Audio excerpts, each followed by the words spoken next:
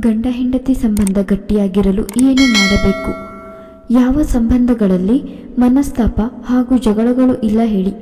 ಜಗಳವಿದ್ದ ಕಡೆಯಲ್ಲಿ ಪ್ರೀತಿಯು ಹೆಚ್ಚು ಇರುತ್ತದೆ ಎನ್ನುವ ಮಾತಿದೆ. ಗಂಡ ಹೆಂಡತಿ ಸಂಬಂಧವೂ ಕೂಡ ಇದಕ್ಕೆ ಹೊರತಾಗಿಲ್ಲ. ಸಂಗಾತಿಗಳಿಬ್ಬರ ನಡುವೆ ಬಾಂಧವ್ಯವನ್ನು ಈ ಸಣ್ಣ ಪುಟ್ಟ ವಿಚಾರಗಳನ್ನು ಹಾಳು ಮಾಡುತ್ತವೆ. ಹೀಗಾಗಿ ದಂಪತಿಗಳ ನಡುವಿನ ಬಾಂಧವ್ಯವು ಗಟ್ಟಿಯಾಗಿ ಇರಬೇಕಾದರೆ ಈ ಕೆಲವು ವಿಷಯಗಳ ಬಗ್ಗೆ ಹೆಚ್ಚು ಗಮನ ನೀಡಬೇಕು.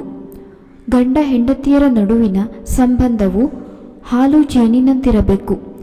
ಒಬ್ಬರನ್ನೊಬ್ಬರು ಅರ್ಥ ಮಾಡಿಕೊಂಡು ಸಾಗಿದಾಗ ಸಂಸಾರದಲ್ಲಿ ಸದಾ ಸಂತೋಷ ನೆಲೆಸಲು ಸಾಧ್ಯ. ಮದುವೆಯಾದ ನಂತರ ಸಂಬಂಧವನ್ನು ಉಳಿಸಿಕೊಳ್ಳುವುದು ಪತಿ ಪತ್ನಿ ಇಬ್ಬರ ಜವಾಬ್ದಾರಿಯಾಗಿದೆ. ಆದರೆ ಸಣ್ಣ ಪುಟ್ಟ ಮುನಿಸುಗಳು ದಾಂಪತ್ಯ ಜೀವನವನ್ನು ಹಾಳು ಮಾಡುತ್ತವೆ.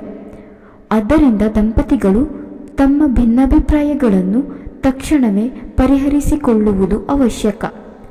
ಅದಲ್ಲದೆ ಇಬ್ಬರು ಒಬ್ಬರನ್ನೊಬ್ಬರು ಅರ್ಥ ಮಾಡಿಕೊಂಡು ಈ ಕೆಲವು ವಿಷಯಗಳಿಗೆ ಹೆಚ್ಚು ಗಮನ ಹರಿಸಿದರೆ ಇಬ್ಬರ ನಡುವಿನ ಸಂಬಂಧವು ಇನ್ನಷ್ಟು ಗಟ್ಟಿಯಾಗುತ್ತವೆ. ನಿಮ್ಮ ಸಂಗಾತಿಗೆ ಸಾಕಷ್ಟು ಸಮಯವನ್ನು ನೀಡಿ.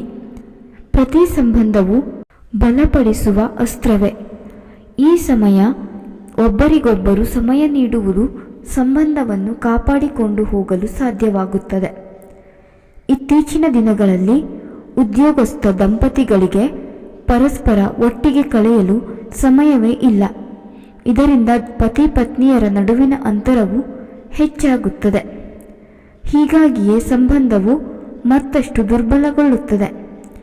ಈ ಕಾರಣದಿಂದಾಗಿ ನಿಮ್ಮ ಸಂಗಾತಿಗಾಗಿ ಸಮಯ ಮೀಸಲಿಡಲು ಪ್ರಯತ್ನಿಸಿ. ಸಂಭಾಷಣೆ ಅಗತ್ಯ. ದಂಪತಿಗಳಿಬ್ಬರು ಜಗಳವಾಡುವ ಸಮಯದಲ್ಲಿ ಒಬ್ಬರು ಮೌನವಾಗಿರುವುದು ಅತ್ಯವಶ್ಯಕ. ಇಲ್ಲದಿದ್ದರೆ ಮಾತಿಗೆ ಮಾತು ಬೆಳೆದು ವೈವಾಹಿಕ ಜೀವನವು ಹಾಳಾಗುತ್ತದೆ. ಅದಲ್ಲದೆ ನಿಮ್ಮ ಸಂಗಾತಿಯು ಏನಾದರೂ ಕೋಪ ಮಾಡಿಕೊಂಡಿದ್ದರೆ ಪ್ರೀತಿಯ ಸಂಭಾಷಣೆಯ ಮೂಲಕ ಕೋಪವನ್ನು ಕಡಿಮೆ ಮಾಡಲು ಪ್ರಯತ್ನಿಸಿ. ನಾನೇಕೆ ಮಾತನಾಡಲಿ ಎನ್ನುವ ಅಹಂ ಭಾವವು ಬಂದರೆ ಸಂಬಂಧದಲ್ಲಿ ಬಿರುಕು ಕಾಣಿಸಿಕೊಳ್ಳುತ್ತವೆ. ಹೀಗಾಗಿ ಸಂಭಾಷಣೆಯಿಂದ ಎಲ್ಲವನ್ನು ಬಗೆಹರಿಸಿಕೊಳ್ಳುವುದು ಮುಖ್ಯ. ತಪ್ಪನ್ನು ಒಪ್ಪಿಕೊಳ್ಳುವ ಗುಣವಿರಲಿ. ತಪ್ಪು ಯಾರಿಂದ ಆಗಲ್ಲ ಹೇಳಿ? ಕೆಲವೊಮ್ಮೆ ತಿಳಿದೋ ತಿಳಿಯದೇನೋ ತಪ್ಪುಗಳಾಗುತ್ತದೆ. ಇದರಿಂದಲೇ ಎಷ್ಟೋ ಸಲ ಸಂಗಾತಿಯ ಮನಸ್ಸಿಗೆ ನೋವಾಗುತ್ತದೆ. ಈ ಸಂದರ್ಭದಲ್ಲಿ ಸಂಗಾತಿಯ ಬಳಿ ಕ್ಷಮಿಸಿ ಎಂದು ಹೇಳಲು ಹಿಂಜರಿಯಬಾರದು. ಕ್ಷಮಿಸಿ ಎಂದು ಕೇಳುವುದರಿಂದ ಸಂಬಂಧದಲ್ಲಿ ಬಿರುಕು ಮೂಡುವುದಿಲ್ಲ. ಸಂಗಾತಿಗಳಿಬ್ಬರು ಈ ಕೆಲ ವಿಷಯಗಳಲ್ಲಿ ಗಮನ ಹರಿಸಿದರೆ ದಾಂಪತ್ಯ ಜೀವನವು ಸುಖಕರವಾಗಿರಲು ಸಾಧ್ಯವಾಗುತ್ತದೆ.